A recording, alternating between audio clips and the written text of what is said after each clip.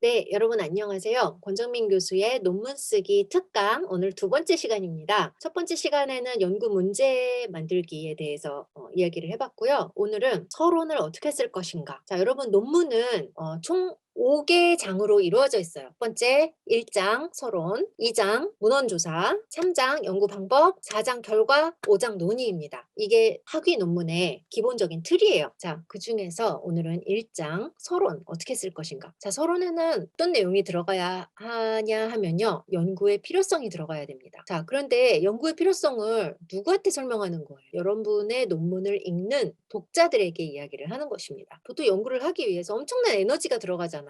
그럼 누가 아니 왜 이렇게 당신의 지능과 에너지와 시간을 왜 이런 쓸데없는 일에 낭비를 하셨어요? 라고 질문을 할 수도 있는 거잖아요. 뭐 이런 쓸데없는 연구하셨어요? 이럴 수도 있는 거잖아요. 그렇기 때문에 여러분들이 이 연구는 필요해요. 그래서 내가 나의 모든 자원을 바쳐서 이 연구를 하고 있는 거예요. 라고 설득을 할 수 있어야 됩니다. 자, 여러분 논문은요. 설명문이 아니에요. 논문은 설득을 하는 글입니다. 그런데 설득은 우리가 보통 초, 중, 고 다닐 때는 설명문은 굉장히 드라이하고 그다음에 설득을 하는 글은 논설문만 배웠잖아요. 논설문 뭐 저를 뭐 뽑아주십시오. 뭐 사회는 이래야 됩니다 하면서 논설문의 그 전형적인 글을 신문 사설을 우리가 논설문의 전형으로 보았잖아요. 그런데 학문의 세계에서는 논문은 설득을 하는 글인데 논설문처럼 우리가 초중고 때 배웠던 논설문처럼 신문 사설같이 쓰지는 않습니다. 그거는 굉장히 잘 못 쓴 논문이에요.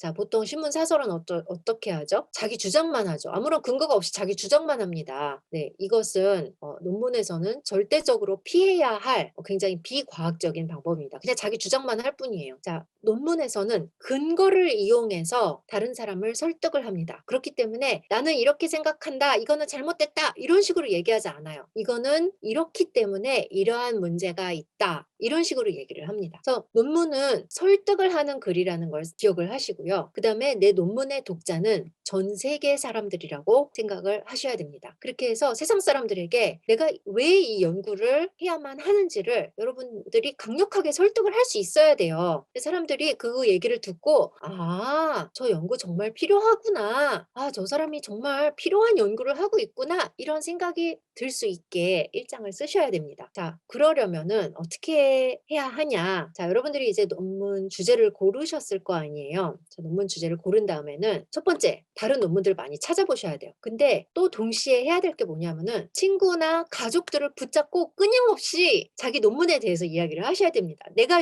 왜 이 연구를 해야 되는지. 제 동생이 연구원인데요. 어떤 연구를 하고 있냐면은 장애인을 위한 스마트홈에 대해서 연구를 하고 있어요. 그거에 대해서 논문을 쓰고 있어요. 그러면 이제 제가 특수교육 전공이니까 제 동생이 저를 만나면은 이제 맨날 얘기한단 말이에요. 장애인을 위한 스마트홈을 연구하고 있는데 이렇게 하면 될까? 저렇게 하면 될까? 그러면은 제가 묻죠. 장애인을 위한 스마트홈이 왜 필요한데? 그리고 장애마다 특성이 다 다른데 그래서 니즈가 다 다른데 그걸 어떻게 하나의 장애라는 그러한 용어로 다 하나로 묶어갖고 어떻게 한 가지 디자인을 만들 수가 있어? 이런 식으로 이제 디베이트가 오갑니다. 그러면서 장애인을 위한 스마트홈이 점차적으로 그 범위가 줄어들면서 더 포커스할 수 있게 되는 거죠. 그 다음에 또 저는 이렇게도 질문을 해요.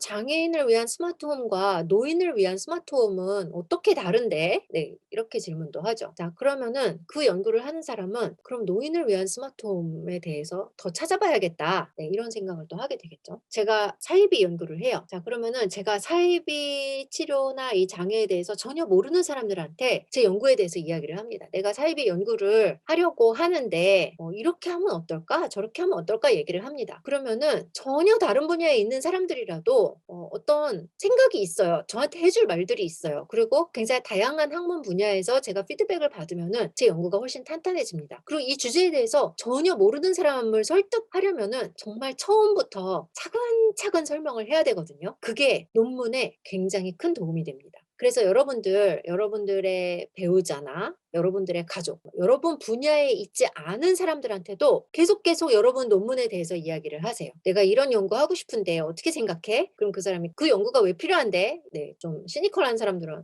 그 연구가 뭐가 필요한데? 왜 필요한데?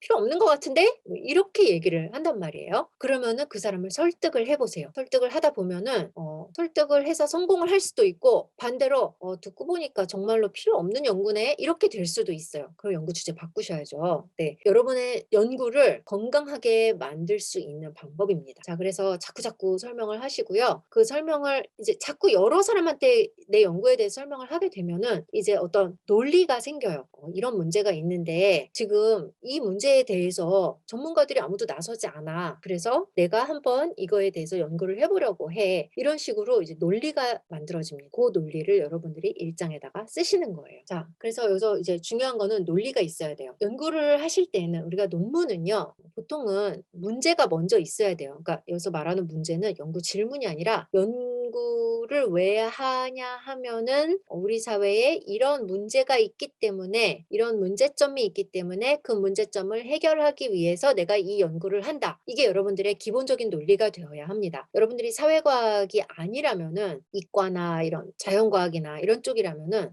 기존의 방법론에 대해서 예전에는 이런 방법을 썼는데 이게 효율적이지 않다. 혹은 이런 방법을 썼는데 이거보다 더 좋은 방법이 있을 것 같다. 아니면은 이런 방법을 썼는데 이거 환경에 좋지 않다. 그래서 이러한 새로운 방법을 제안해 보려고 한다. 이런 식으로 어찌 되었든 어떤 연구든 간에 문제점이 있어야 합니다. 그리고 그 문제점을 해결하기 위해서 내가 이 연구를 하는 거예요. 자, 그래서 그 문제점을 찾으셔야 되고요. 그러기 위해서는 현황, 현재 뭐 이런 현황이 있고, 그런데 여기에서 이런 문제점이 있고, 그래서 내 연구는 이 문제를 해결하기 위해서 하는 것이다. 이것이 여러분 논문의 서론의 기본적인 논리가 될 것입니다. 그리고 1장의 논리가 2장의 토대가 됩니다. 1장에서 논리를 잘 쌓아 올리셔야 되고요.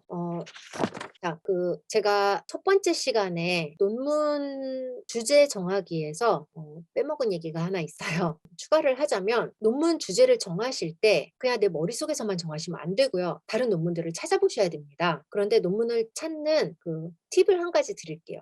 처음에 예를 들면은 나는 사이비 치료에 대해서 연구를 하고 싶다. 그러면은 그 키워드가 있잖아요. 가장 뻔한 키워드. 그거를 가지고 먼저 1차적으로 검색을 하세요. 사이비 치료 혹은 비근거 기반의 치료, 자폐 치료, 이런 식으로 그 가장 1차적인 키워드를 가지고 먼저 한번 검색을 쭉 하셔서 어떤 논문이 있는지를 일단은 파악을 하셔야 됩니다. 그래서 그 찾아낸 거를 여러분들이 쭉 엑셀에 정리를 하셔도 되고, 아니면은 그냥 주제별로 여러분들이 그냥 이렇게 체크하면서 요런 주제가 있었구나, 요런 것들 이렇게 그냥 정리를 하실 수도 있고, 그거는 이제 나중에 기회가 되면 논문 정리하는 방법 제가 따로 알려드릴게요. 어쨌든 이 주제에 대해서 어떤 연구들이 있었는지를 여러분들이 1차적으로 파악을 하셔야 되고요. 그다음에 그 첫 번째 여러분들의 그 주제가 아마도 너무 넓은 주제일 가능성이 크고, 그다음에 그 주제에 대해서 이미 많은 사람들이 연구를 했을 가능성이 굉장히 큽니다. 그러면은 예를 들면은 나는 독서 교육이 국어 실력 향상에 영향을 미치는가 했을 때, 자, 독서 교육과 국어 이렇게 찾으면은 정말 수천 편이 나올 거예요. 그러면은 그거를 쭉 읽어 내려가시면, 여기서 읽는다는 거는 제목만 보는 거예요. 제목을 쭉 이제 보다 보시면은 이런 생각이 들 거예요. '아, 이거 이미 사람들이 많이 했구나.' 네. 그리고 '아, 독서 교육도 다시 더 세분화해서 이렇게 나눠질 수가 있고, 국어 실력이라는 것도 더 세분화해서 이렇게 나눠질 수가 있구나.' 이런 것들을 여러분들이 알게 되실 거예요. 그러면서 점점점 여러분의 논문 주제를 좁혀 나가시는 거예요. 그게 굉장히 중요한 과정입니다. 그래서 첫 번째 이제 가장 그 뻔한 키워드를 가지고 검색을 하신 다음에 거기서 이미 많이 연구가 된 것들은 이제 다 제하시고, 여러분들이 그러면은 독서 교육 중에서 시 교육에 대해서는 아직 연구가 많이 되지 않은 것 같아. 그러면 내가 시 교육이라는 이제 세컨더리 키워드를 도출을 하시는 거죠. 그다음에 국어 실력 중에서 나는 표현력에 집중을 하겠어. 그러면은 두 번째 이제 제 키워드가 뭐가 나오냐면은 시교육과 표현 능력이라는 그러한 이제 두 번째 세트가 나오는 거예요. 그럼 그걸 가지고 또다시 검색을 하세요. 그러다 보면은 그것이 더 세분화될 수 있고 더 세분화될 수 있습니다. 그렇게 해서 점차로 여러분들의 그 논문 주제를 좁혀 나가는 것입니다. 그 과정이 없이는 좋은 논문을 쓸 수가 없습니다. 좋은 연구 문제를 만들 수가 없어요. 그래서 여러 차례의 검색을 통해서 다른 논문들이 어떻게 논문을 썼고 어떤 주제를 가지고 논문을 썼는지를 여러분들이 파악을 해 나가면서 점차로 여러분들의 논문 주제를 좁혀서 연구 문제를 확정을 지으시기 바랍니다. 자, 그런데 1 장에서도 연구 문제가 또 나와요. 1 장에서 서론 이제 연구의 필요성을 쓴 다음에 그 마지막에 "그래서 나는 이런 연구를 하고자 한다. 이 논문의 연구 문제는 다음과 같다." 그래서 1 장의 맨 끝에 결론으로 "그래서 나는 이 연구를 한다."가 나오거든요. 거기에 연구 문제가 나와야 되는데 이게 서론을 쭉 쓰다 보면은 내가 맨 처음에 쓰고자 했던 연구하고자 했던 그 연구 문제가 바뀔 수도 있어요. 자, 그래서 연구 문제를 먼저 정하고 확실하게 정하고 나서 서론을 쓰면은 가장 이상적이겠지만 혹시 연구 문제가 바뀔 수도 있다는 것을 좀 염두에 두셔야 합니다. 내가 연구를 해 나가다 보면은 이게 논문이라는 게 요거 1 단계 끝내고 그다음에 2 단계 끝내고 그다음에 3 단계 끝내고 3 단계 끝내면은 절대 다시 1 단계로 돌아가지 않고 이게 아니에요. 계속 이게 이렇게 왔다 갔다 해야 됩니다. 그래서 앞뒤를 계속 봐가면서 밸런스를 맞추셔야 돼요. 자, 그래서 연구 문제를 정해 놓고 그다음에 문헌을 찾아요. 문헌을 찾고 그다음에 서론을 씁니다. 그러면서 연구 문제가 조금 바뀔 수도 있어요. 그리고 괜찮습니다. 자, 이렇게 해서 오늘은 서론 쓰는 방법에 대해서 이야기를 했습니다. 다음 시간에 뭘 하죠? 다음 시간에는 2 장, 네, 대망의 2장 어떻게 쓸 것인가에 대해서 이야기를 하겠습니다. 감사합니다.